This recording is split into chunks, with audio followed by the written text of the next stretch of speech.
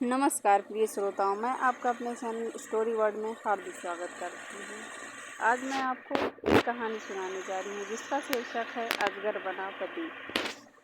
त्रिपुरा के पहाड़ी अंचल में दो सुंदर बहनें रहती थीं। उनके बालपन में ही उनकी माता का स्वर्गवास हो गया।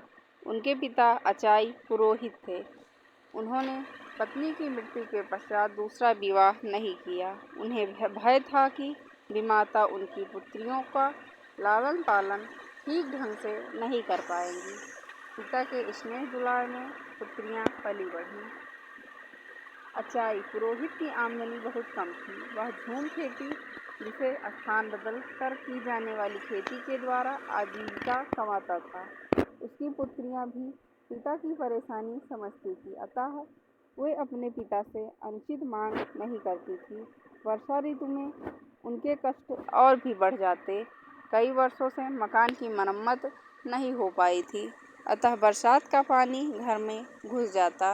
यूं तो उनका घर एक ऊंचे मचान पर था, किंतु पानी वहां भी पहुंच जाता। एक दिन दोनों बहनें खेत से थक कर लौटी। पूरे घर में पानी भरा हुआ था।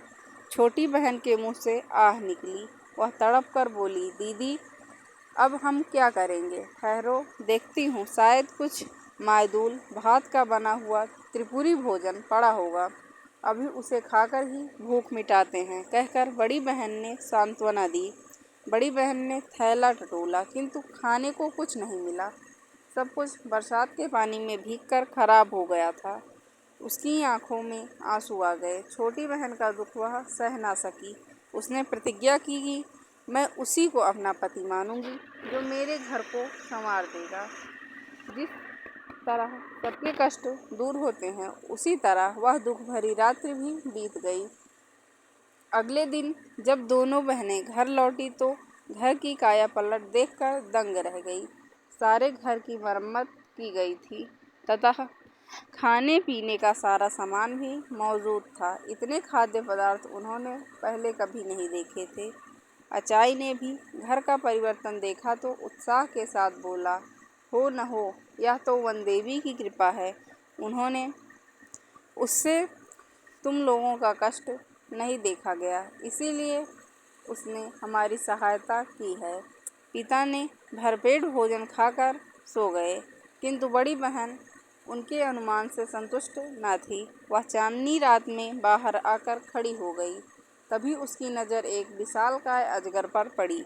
वह अजगर उसके घर से निकलकर जा रहा था। बड़ी बहन ने उसी क्षण निर्णय ले लिया, वह अजगर को ही अपना पति मानेगी। उसे पूरा विश्वास था कि उसके घर की दशा संवारने में अजगर का ही हाथ है। छोटी बहन के लाख समझाने पर भी वह अकेले खाना खाने नहीं बैठी। तब हार कर छोटी बहन ने अपने जीजा जी को पुकारा, कुमी कुमी माइटा नान खाई दीदो, जीजा जी खाना खाने आइए।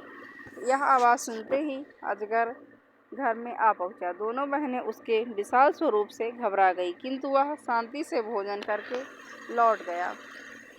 यह क्रम काफी समय तक चलता रहा। एक दिन अचाई पुरोहित को पता चला तो वह आग बबूला हो उठा। उसकी सुंदर पुत्री एक अजगर को पति माने, यह उसे स्वीकार न था। जब बड़ी बहन खेत पर गई तो उसने छोटी से कहा, तुम रोज की तरह जीजा जी को पुकारो। छोटी ने समझा कि शायद उनसे मिलना चाहते हैं। उसने फिर हाँक लगाई, कुमी कुमी माइटा नानी फाई दीदो। अजगर ज्यों ही मचान के पास पहुंचा, आड़ में छिपे अचाई पुरोहित ने तेज हथियार से उसके टुकड़े टुकड़े कर दिए। छोटी फूट फूट कर रोने लगी। बड़ी बहन ने जब अपने अजगर की मृत्यु का समाचार सुना तो वह दुखी हो गई। कुछ ही दिनों में उसके मन में अजगर के प्रति प्रेम भाव जाग गया था। उससे वियोग की कल्पना से वह भयभीत हो उठी। बिना एक शब्द कहे वह नदी की ओर चल दी। छोटी बहन भी उसके पीछे चल दी। बड़ी ने आंखें बंद की और रोती रोती नदी के पानी में उतरती चली गई। बेचारी छोटी उसे पुकारती रही, मत जाओ दीदी, मत जाओ दीदी। बड़ी बहन जो ही नदी में उतरी तो सीधे एक राजभवन में पहुंच गई। जल के नीचे इतना सुंदर महल देखकर वह दंग रह गई। प्रवेश द्वार पर उसका अजगरपति स्वागत के लिए खड़ा था। उसके बाद वह वहीं सुखपूर्वक रहने लगी। Thanks for watching. अगर आपको यह वीडियो पसंद आया हो तो वीडियो को लाइक करें, चैनल को सब्सक्राइब करें, वीडियो को शेयर करें। धन्यवाद।